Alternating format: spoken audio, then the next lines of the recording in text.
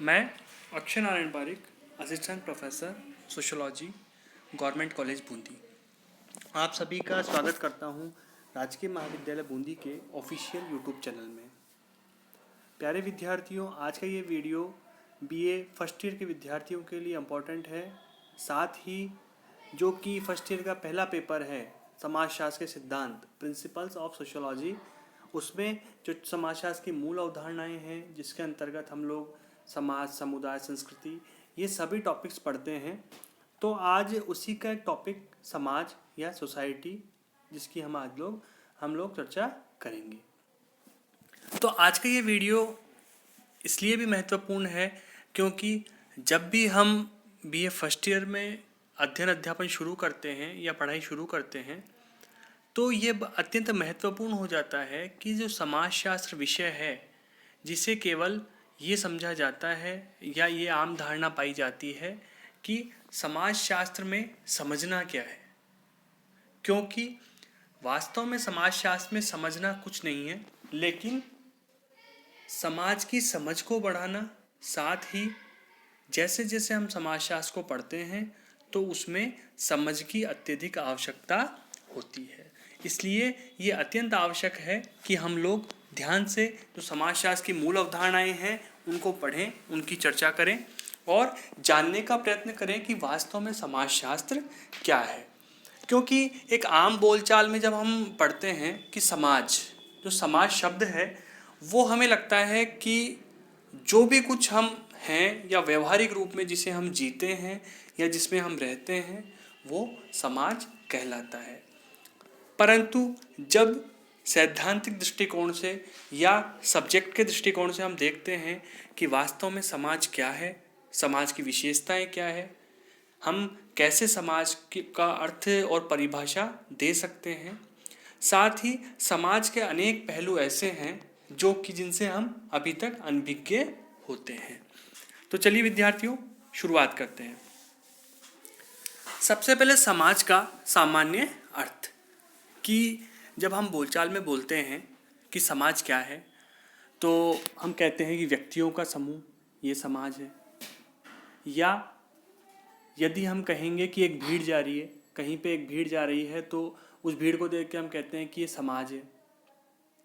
या हमारे देखने का नज़रिया एक ये होता है कि जब हम कहते हैं कि आर्य समाज, ब्रह्म समाज, प्रार्थना समाज, हिंदू समाज, जैन समाज, ये जातिगत आधार पर हम जो कहते हैं, जैसे पर्टिकुलर यदि व्यवहारिक बोलचाल में हम बोलते हैं कि ये हमारे समाज का है। विद्यार्थियों, सबसे महत्वपूर्ण बात यह है कि जब हम लोग समाजशास्त्र विषय को पढ़ने के साथ साथ रोज़मर्रा के एवं दैनिक जीवन में जब जीते हैं तो हमें समझने की दृष्टि से अत्यंत फ़ायदा होता है।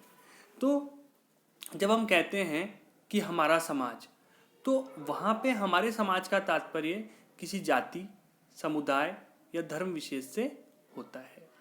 या हम कह देते हैं कि मुस्लिम समाज, हिंदू समाज।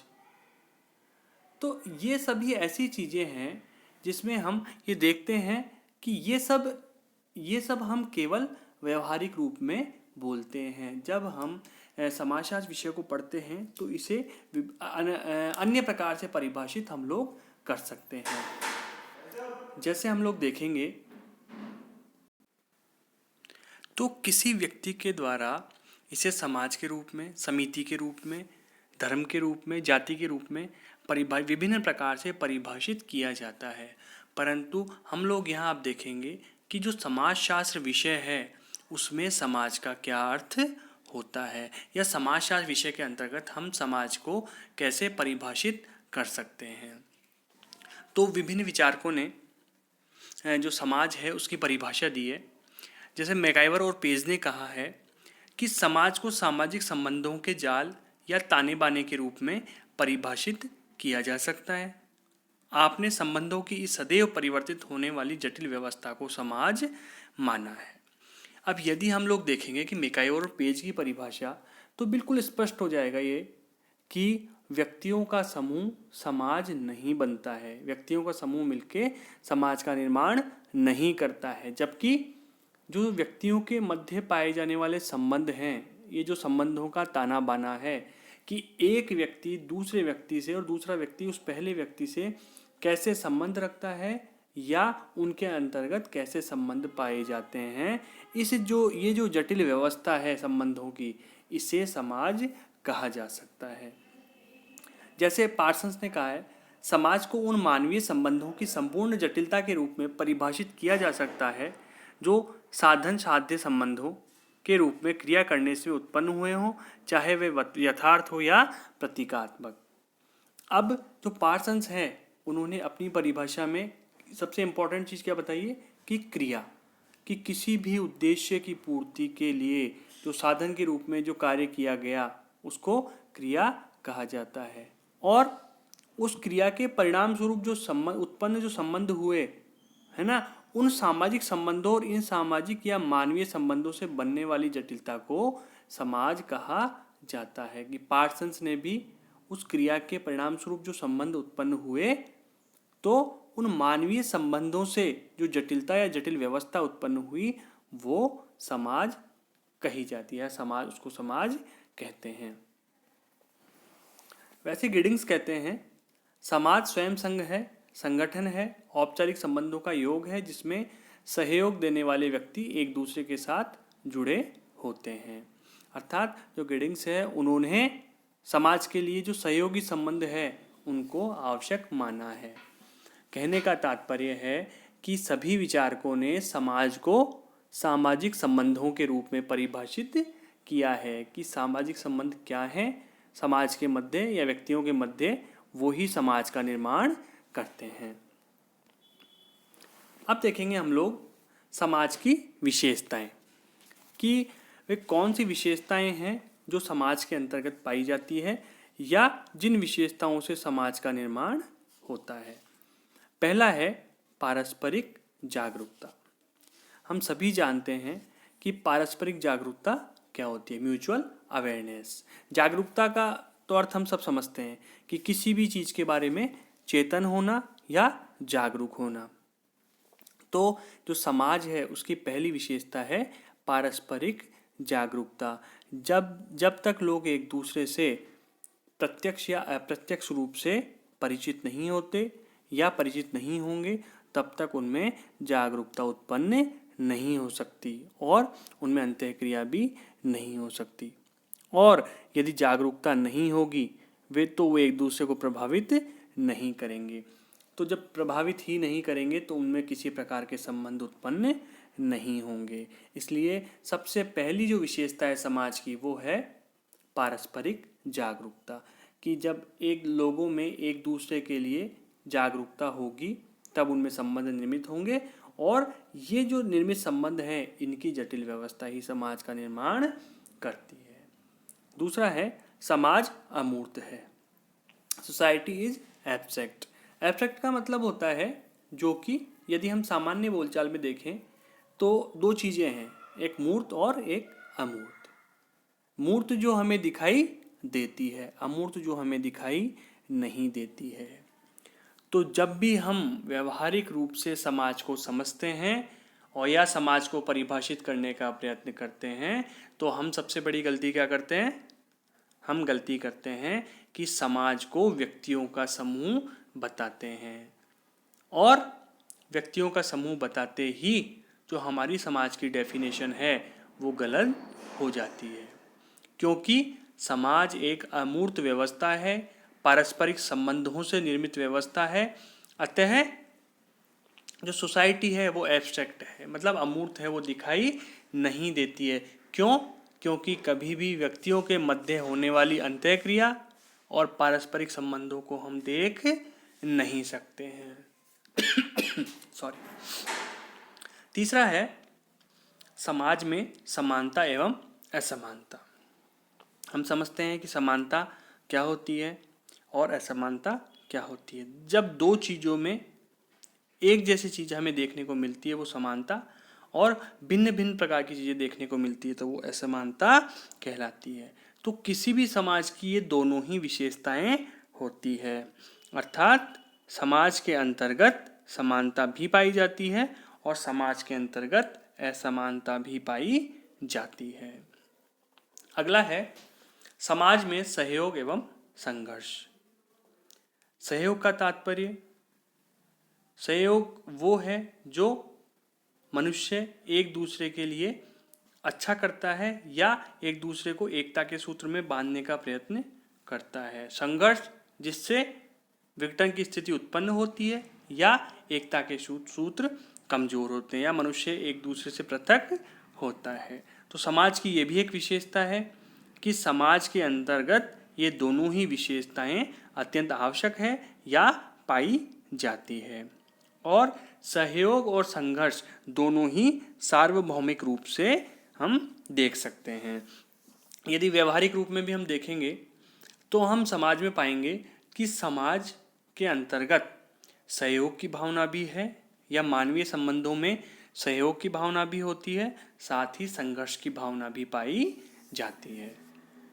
अर्थात समानता, असमानता, सहयोग और संघर्ष, ये चारों ही चीजें समाज के अंतर्गत पाई जाती है। अगला है समाज एक दूसरे पर निर्भर, या ये कहें कि जो मनुष्य है या समाज में रहने वाले जो व्यक्ति हैं वो एक दूसरे पर निर्भर या अन्योन्याश्रित होते हैं। और ये एक समाज की बहुत महत्वपूर्ण विशेषता होती है। क्यों होती है? क्योंकि मनुष्य को अपने जीवन में अनेक अपनी आवश्यकताओं की पूर्ति के लिए, चाहे वो प्राणी शास्त्रीय आवश्यकताएं हों, सामाजिक आवश्यकताएं हों, आर्थिक आवश्यकताएं हों या सांस्कृतिक आवश्यकताएं हों, इन सभी आवश्यकताओं को पूरा करने के लिए, इन सब की पूर्ति के लिए एक दूसरे पर निर्भर रहना पड़ता है। तो समाज की एक विशेषता एक दूसरे पर निर्भरता भी होती है। अगला है समाज सदैव परिवर्तनशील एवं जटिल व्यवस्था है। अब जब कि समाज में सहयोग होता है, संघर्ष होता है, तो स्वतः ही समाज में परिवर्तन आना अवश्यंभावी है। कहने का तात्पर्य है कि जो समाज है वो एक जैसा नहीं रहता है, ये धीरे धीरे इसमें परिवर्तन होता रहता है। और जो परिवर्तन है ये एक सार्वभौमिक प्रक्रिया है। हम कहीं भी चले जाएं, चाहे हम भारत देश की बात करें या हम बात करें एक छोटे परिवार की बात करें या संपूर्ण विश्व की बात करें, कि समाज की सबसे छोटी इकाई परिवार है, उसके अंतर्गत भी परिवर्तन आते हैं। ठीक उसी प्रकार से जो समाज है उसमें भी परिवर्तन आते रहते हैं। और जब हम बात करते हैं कि समाज एक जटिल व्यवस्था है, तो समाज को हम जटिल व्यवस्था क्यों कहते हैं, क्यों कह सकते हैं? इसलिए कह सकते हैं क्योंकि समाज जो है वो सामाजिक संबंधों से मिलकर बना होता है और सामाजिक संबंधों की प्रकृति हमेशा जटिल होती है। अब प्रश्न ये उठता है कि क्यों जटिल होती है सामाजिक संबंधों की प्रकृति? एक एग्जाम्पल देता हूँ। सपोज कीजिए आप लोग मेरे बारे में कोई धारणा रखते हैं या नकारात्मक धारणा रखते हैं, तो उस नकारात्मक धारणा के पीछे आप लोगों के पास कोई लॉजिक अवश्य होता है, परंतु हो सकता है कि समय के साथ साथ 1 महीने में, 2 महीने में, 6 महीने में, साल भर में आप लोगों की जो धारणा है वो मेरे लिए बदल जाए। तो हो सकता है कुछ समय बाद आप मेरे लिए सकारात्मक भाव रखने लगे। तो सामाजिक संबंध जो होते हैं वो अत्यंत जटिल होते हैं क्योंकि इनमें परिवर्तन होता रहता है। तो जब समाज परिवर्तनशील है और एक जटिल व्यवस्था है तो ये भी एक इसकी विशेषता होती है। अगला है समाज मनुष्य तक ही सीमित नहीं है। अब यदि हम बात करें कि मानव समाज है या मनुष्य समाज है, उसके अलावा भी हर एक प्राणियों में, सभी जीव जंतुओं में यदि बात करें, हम एक एग्जाम्पल लेते हैं, जो चींटियाँ होती है या मधुमक्खियाँ होती है, तो यदि हम देखेंगे तो उनका कार्य करने का तरीका भी वो एकजुट होकर कार्य करते हैं, एक दूसरे पर निर्भर होते हैं और उनका कार्य करने का तरीका लगभग सेम होता है, समान होता है। तो कहने का तात्पर्य है कि मनुष्यों के अलावा जो अन्य जीवधारी हैं या अन्य प्राणी हैं उनके अंतर्गत उनमें भी समाज देखने को मिलते हैं। अब ये समाज मनुष्य में इसलिए दृष्टिगोचर होते हैं, उसका कारण ये है क्योंकि वो मनुष्य के पास अपनी एक भाषा है, एक बोली होती है, वो अपनी बात बात वो भी एक दूसरे तक अपनी पहुंचा सकते हैं, परंतु उनके पास जैसे मनुष्यों के पास जो क्षमताएं होती है वो उनके अंदर नहीं पाई जाती है।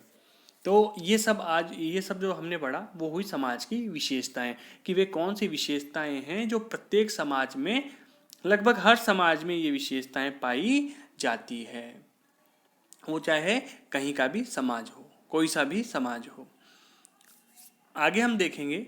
अब कभी कभी हम देखते हैं कि हम बात करते हैं कि एक समाज, जब हमने इस वीडियो का प्रारंभ किया था, जब हमने शुरुआत की थी, तब हमने एक बात की थी कि हम जब कहते हैं कि आर्य समाज, ब्रह्म समाज, प्रार्थना समाज या मुस्लिम समाज या हिंदू समाज, तो ये धर्म और जातिगत आधार पर यदि हम बात करते हैं तो समझने के दृष्टिकोण से या शाब्दिक दृष्टि से आप लोग ये बिल्कुल क्लियर समझ लीजिए कि ये सभी एक समाज की श्रेणी में आते हैं।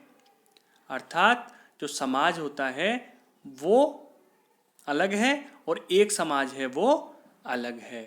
अब इनको हम डिफ्रेंशिएट करने के लिए थोड़ा सा समझेंगे आगे कि यदि हम देखेंगे कि जैसे हमने कहा भारतीय समाज, ईसाई समाज, मुस्लिम समाज, है ना, या कहीं कहीं एक समाज शब्द का प्रयोग समिति के लिए भी कर दिया जाता है, जैसे किसी जाति विशेष के लिए अग्रवाल समाज, ब्राह्मण समाज, आर्य समाज।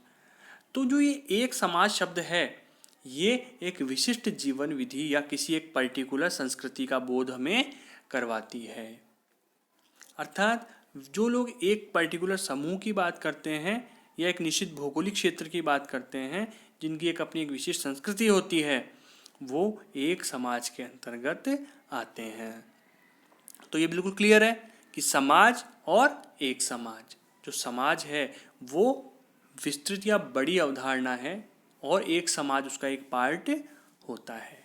अब यहाँ हम समाज और एक समाज के अंतर्गत अंतर कर लेंगे। ये इसी टॉपिक के अंदर लेने का एक मुख्य कारण ये भी था क्योंकि जब परीक्षा के दृष्टिकोण से हम देखेंगे तो जब प्रश्न पूछा जाता है कि व्हाट इज सोसाइटी या समाज क्या है और समाज और एक समाज में अंतर स्पष्ट कीजिए, तो हमें ये महत्वपूर्ण होता है और ये प्रश्न अवश्य पूछा जाता है। या तो ये पूछा जाता है कि समाज क्या है, इसकी विशेषताओं पर प्रकाश डालिए, या ये पूछा जाता है कि समाज और एक समाज में क्या अंतर पाया जाता है। तो हम लोग दोनों ही तरीके से प्रिपेयर रहेंगे, समझने के दृष्टिकोण से और परीक्षा के दृष्टिकोण से। हमें दोनों ही दृष्टि से प्रिपेयर होना पड़ेगा क्योंकि हमें समाज को समझने की, समाजशास्त्र को समझने की भी आवश्यकता है और साथ ही हमें परीक्षा के दृष्टिकोण से तैयारी की भी आवश्यकता होती है। तो इसमें देखेंगे हम लोग कि समाज और एक समाज में क्या अंतर होता है। तो पहला अंतर यह है कि समाज सामाजिक संबंधों की एक जटिल व्यवस्था है जबकि एक समाज व्यक्तियों का एक समूह होता है। जैसा कि हमने पढ़ा, बिल्कुल क्लियर कर कीजिए इस चीज़ को कि जो समाज है वो व्यक्तियों का समूह नहीं है, जबकि एक समाज है वो व्यक्तियों का समूह होता है। अर्थात एक समाज के निर्माण के लिए व्यक्तियों का समूह आवश्यक होता है, जबकि समाज जो है वो सामाजिक संबंधों से निर्मित होता है। यदि सामान्य बोलचाल में समझने के दृष्टिकोण से हम देखें तो हम देखेंगे कि जो दिखाई देता है वो एक समाज है, जो दिखाई नहीं देता है वो समाज या सोसाइटी कहलाता है।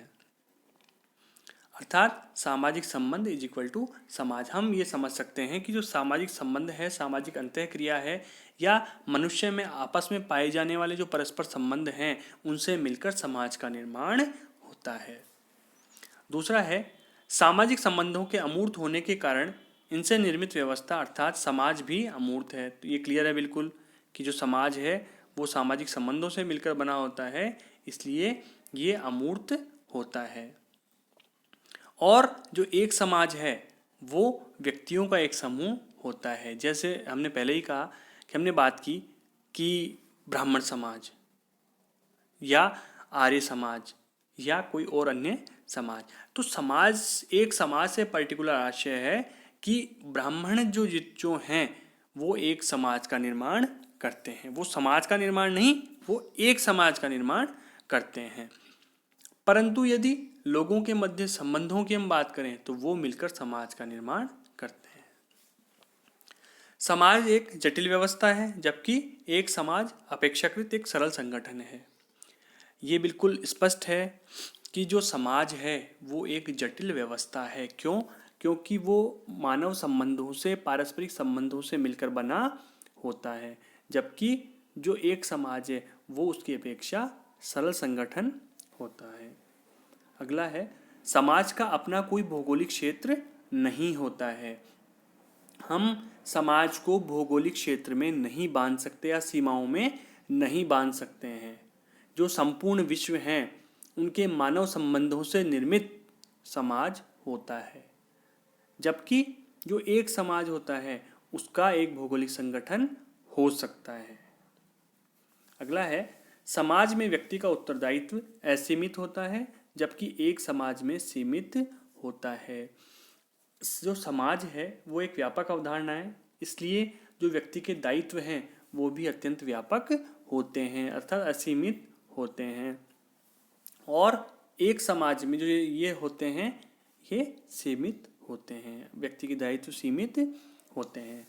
अगला है, समाज में विभिन्न व्यक्तियों के व्यवहारों एवं मनोवृत्तियों में काफ़ी भिन्नता देखने को मिलती है, जबकि एक समाज में इनमें काफ़ी समानता पाई जाती है। क्यों पाई जाती है? क्योंकि जो समाज है वो मानव संबंधों का जाल है, मानव संबंधों से निर्मित है, इसलिए उनमें भिन्नता देखने को मिलती है। जबकि एक समाज में लोग एक जैसी बातें करते हैं या एक जैसी उनकी मनोवृत्तियाँ, उनके भाव, आचार विचार होते हैं। इसका एग्जाम्पल आप लोग समझो।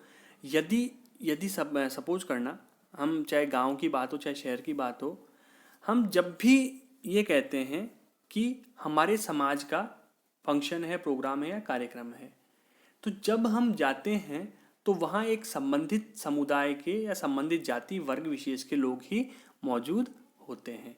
तो वहाँ हम बात करते हैं एक समाज की। तो हम देखेंगे कि वहाँ के जो लोगों की मनोवृत्तियाँ हैं, लोगों के सोचने का तरीका है, वो एक ही प्रकार का होता है, अर्थात वो एक ही प्रकार से सोचते हैं। इसका एग्जाम्पल हम लोग और अच्छे से समझ सकते हैं। जैसे जो हाड़ौती क्षेत्र है, कोटा, बूंदी, बारा, झालावाड़, सपोज कीजिए अभी वर्तमान में जो आरक्षण का मुद्दा चल रहा है, गुर्जर आरक्षण का मुद्दा चल रहा है। जब गुर्जर आरक्षण की हम बात करते हैं तो हम देखेंगे कि जब यहाँ पे हम समझेंगे कि जो गुर्जर समाज है वो एक समाज की श्रेणी में आता है और उनके आचार विचार और मनोवृत्तियाँ लगभग सभी की समान होती है और वो प्रयत्न करते हैं कि हमें आरक्षण मिलना चाहिए। तो ये एक एग्जाम्पल है हमारे समझने के दृष्टिकोण से कि हम जब देखेंगे कि एक समाज में जब हम बात करते हैं तो लोगों की मनोवृत्तियाँ और दृष्टिकोण, देखने का नज़रिया एक जैसा होता है। अगला है, एक समाज का आकार काफ़ी छोटा होता है जबकि समाज का आकार व्यापक होता है। या ये समझ लें कि जो समाज है उसका आकार बड़ा होता है और जो समाज का एक पार्ट है, एक भाग है, वो एक समाज होता है। तो आज हमने समाज का अर्थ, परिभाषा, समाज की विशेषताएं, साथ ही एक समाज क्या है, एक समाज का अर्थ और एक समाज और समाज के अंदर क्या क्या डिफरेंस होता है, क्या क्या असमानता या क्या क्या अंतर पाए जाते हैं, उनके बारे में चर्चा की है। अगले वीडियो में कुछ अन्य महत्वपूर्ण अवधारणाओं के बारे में चर्चा करेंगे। धन्यवाद।